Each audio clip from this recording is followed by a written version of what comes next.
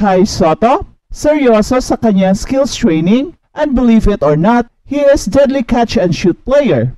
Isang deadly mid-range shooter pala itong ating idol, pero one would wonder kung bakit ang deadliest move ni Kai ay ayaw gamitin ng kanyang coach.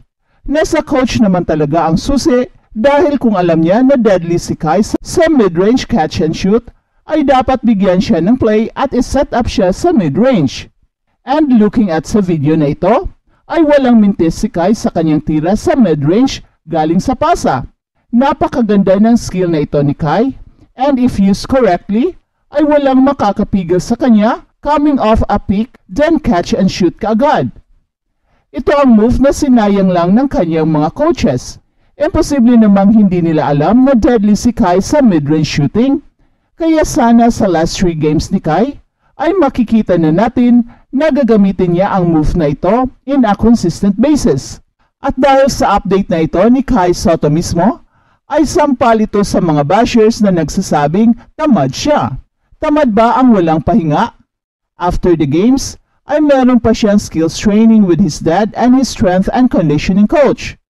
Then meron pa siyang intense workout at meron pang practice session ng kanyang team at mga workouts.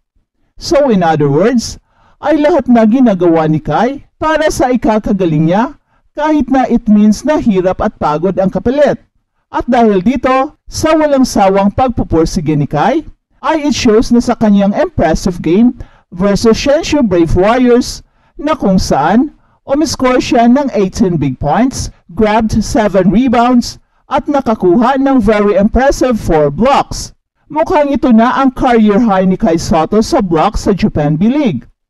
Napaka-impressive ng pinakita niya to lead his team sa isang panalo versus Shenzhou Brave Warriors.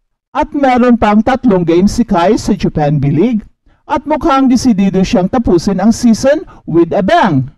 Very crucial ang panalo na ito ng Yokohama dahil it gives back the needed confidence ni Kai na kailangan niya sa pagbalik niya sa US para maglaro sa NBA Summer League at sa kanyang paglalaro sa Gilas sa Olympic qualifying tournament against very strong teams ng Europe, Africa at Amerika.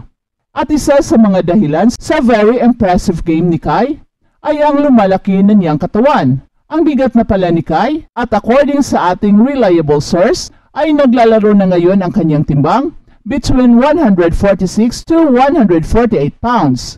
Mukhang plano ata ni Kai na makuha ang timbang ni Nikola Jokic na 184 pounds. Well, sa ngayon ay gusto talaga ng kampo ni Kai na palakihin nila ang ating idol to dominate inside and out. Well, skills-wise, ay nakikita naman natin na napakaraming pwedeng gawin ni Kai, kaya lang meron siyang limitations dahil sa kakulangan niya ng power and strength. Very evident sa Japan B-League na kapag pinisikal ng husto si Kai, ay affected ang kanyang laro. Kaya it is very important ang pagpapalaki ng kanyang katawan at pagpapalakas upang sa pisikalan ay kakayanin na niya. At sa game against Shenzhou Brave Warriors, ay nakakuha ng 18 points si Kai at merong mga instances na ginamit na niya ang kanyang katawan sa laro at nakikita na natin na ang lakas na ng kanyang katawan. And what made Kai Sotto extra special player ay kahit na bumibigat na siya at lumalaki na ang kanyang katawan, ay mas lalo pa siyang bumibilis at nagiging mas athletic.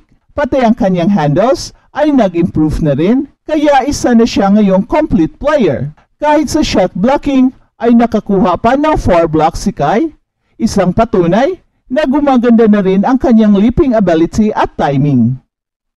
At balitang NBA naman, Dallas Mavericks versus Los Angeles Clippers, Game 3 na. Ang home win ay nagbigay ng Dallas Mavericks ng 2-1 lead sa serye. Ang Dallas Mavericks ay nanalo sa Los Angeles Clippers sa home game nito sa Game 3 sa score na 101-90.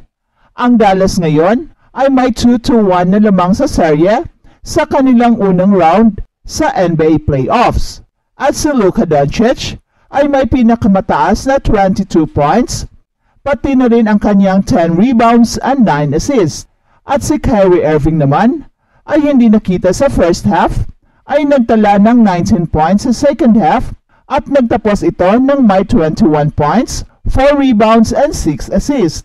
At ang tatlo pang ibang Mavericks players na umiscore ng double digits ay sina Derek Lively, Derrick Jones Jr. at PJ Washington. Para sa Los Angeles Clippers, sina Norman Powell at James Harden ang may pinakamataas na 21 points. Nagdagdag sa Ivica Zubac ng 19 points and 8 rebounds para sa Clippers na nahihirapan sa kanilang rhythm sa opensa. At sa simula ng laro, ang lahat ay tungkol sa mga big men habang nagkaisa ang dalawang centers upang masiguro ang unang 8 puntos.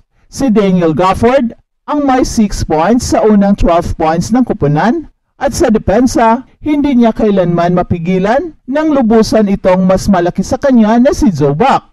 Pero nagawa niyang gawing mahirap para kay Zubac at ginawa rin niya ng maayos kapag siya ay pinapalitan sa perimeter. Sa opensa, ang kanyang kakayahan na mag-score sa loob ay malaking kailangan para sa Mavericks na hindi nakakapuntos sa kanilang unang 8 tira mula sa labas ng arc. At ang Los Angeles Clippers, matapos magsimula ng 1 of 15 mula sa tres, nagtama ng 2 tres upang tapusin ang quarter at iyon ang naging pagkakaiba habang nagtapos sa first quarter ng 23-18. At sa second quarter ay mas kaakit-akit ang performance, pinakita ni Daniel Gafford ang kanyang athleticism sa isang kahangahangang block na nagdala sa isang basket na Luka Doncic. 2 possessions pagkatapos nito, si Josh Green ang nakatama sa unang 3-point para sa Mavericks. At 1 minuto pa, si Green ay nakadunk sa transition matapos ang isang magulong eksena na kasama ang 3 steals sa loob lamang ng 3 segundo. At pagkatapos nito, si James Harden ay nagmukhang ang dating James Harden at pumukol ito ng sunod-sunod na 3-point shots at nakapagtama rin si Luka Doncic ng kanyang step back 3 at pinaikli ang lamang ng Clippers down to 4 points. Pagkatapos nag-commit ng flagrant foul itong si Russell Westbrook on Josh Green's dunk, it was all Dallas Mavericks from there. At isang 16-2 run highlighted by a number of thunderous dunks by Lively ang nagpaalagwa sa Mavericks at nakuha nila ang kalamangan.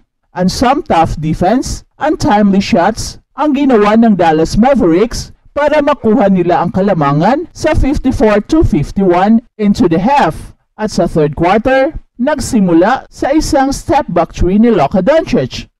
Matapos ang ilang free throws ni Terrence Mann, si Washington ay napakita ng kahangahangang block sa magkasunod na possessions. Pagkatapos ay sumunod itong si Kawhi Leonard na nagpaulan ng 4 na puntos sa mabilisang pagkakasunod-sunod. At sa 4 minutes, 40 seconds left na lang sa third quarter, ang dalawang kupunan ay nagkaroon lamang ng 23 points. At ito ay isang emotional na roller coaster para sa mga fans ng parehong kupunan. At ang fourth quarter, highlighted by the incident kung saan sina Russell Westbrook at PJ Washington got ejected. Westbrook, whose play is usually fueled by anger at some imaginary foe, committed a foul on Luka Doncic, and it was a crucial home win para sa Dallas Mavericks.